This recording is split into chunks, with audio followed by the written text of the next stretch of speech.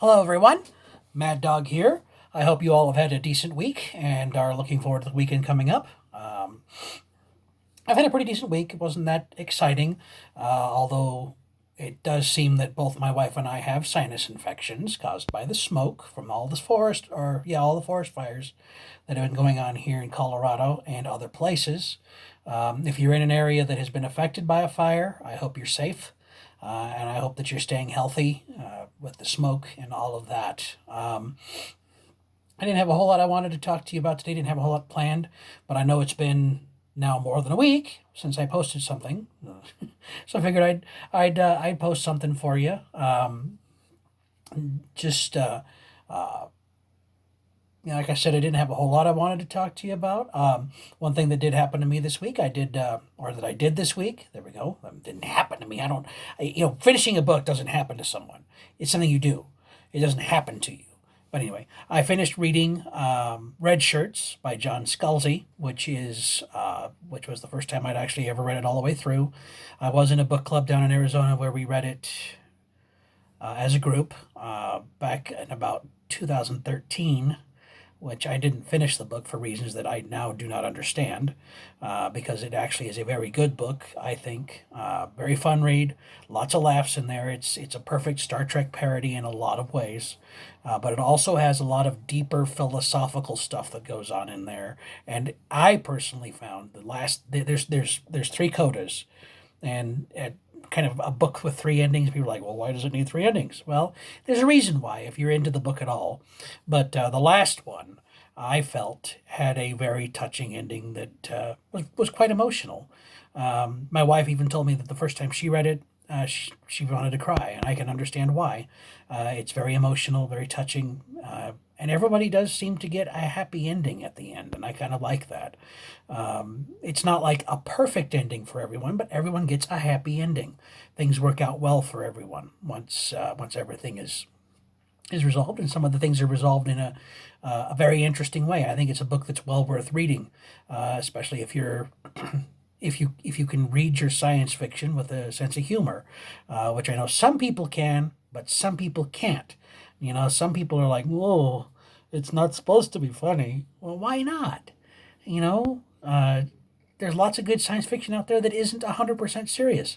I mean, for God's sake, read The Hitchhiker's Guide to the Galaxy. It's a classic, and it's funny as hell. Um, Books like that. I mean, nothing is so serious that it can't be poked fun at. And science fiction is one of those things. Definitely one of those things. There's lots of humor to be found in science fiction, but still be telling a good science fiction story. So never ever let something like that keep you from watching a funny sci-fi show like The Orville, which is not actually a Star Trek parody. There are parts of it that parody certain things about Star Trek, and it definitely has a sense of humor to it, but it is more of an homage to Star Trek, and is just a lighthearted version of Star Trek, which I kind of like. It's a fun show, and that's something else I definitely recommend that you all watch if you're into that kind of thing. It's called The Orville. It's done by Seth MacFarlane, the same guy that did The Family Guy, or that is doing The Family Guy. I'm not really into his animation that much. I mean, there is some funny stuff in The Family Guy than episodes that I've seen, but The Orville, while it still has some of that same irreverence in it that you find in The Family Guy, it's not as stupid, in my opinion. I think things are funny to a point. Past that point, they're just stupid, which is saying something when the funniest movie I've ever seen is Airplane, which some people think is a stupid, stupid movie. It is, but it's also something that you have to think about some of the jokes, which I think some people don't like that much. Yes, it's all right in your face, but some of the jokes are you have to understand what's actually going on in the scene and what's going on with the dialogue to get the joke, even if it is a stupid stupid joke. But it's a great Airplane's a great movie. But like I said, there's a certain point when I just tune out. It's not funny anymore.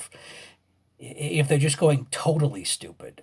All the characters are stupid, the story is stupid, the jokes are all really stupid and not landing. I just can't stand it. That's why I can't stand actors. Really, there's only a few movies by Adam Sandler that I like. I can't stand Will Ferrell. The guy almost makes me want to vomit every time I see him on screen. Things like that. But and I know some people are like, "Oh my God, you don't like Will Ferrell?" Well, I don't like Will Ferrell. I'm sorry. I don't have to like Will Ferrell. I don't have to think he's funny. You know. But here's the other funny thing about that is people will describe to me things that happen in Will Ferrell movies, and I think they're funny. But then I look at the movie and I'm like, this is horrible. You know. And I'm like that with Adam Sandler anymore. It's just too stupid for me. The jokes don't work probably because I don't like the actor that much, but I don't know. Um, anyway, I know I'm kind of rambling here. Didn't have a whole lot I wanted to talk about, but and the job has not started yet, but it will be starting here in a couple weeks.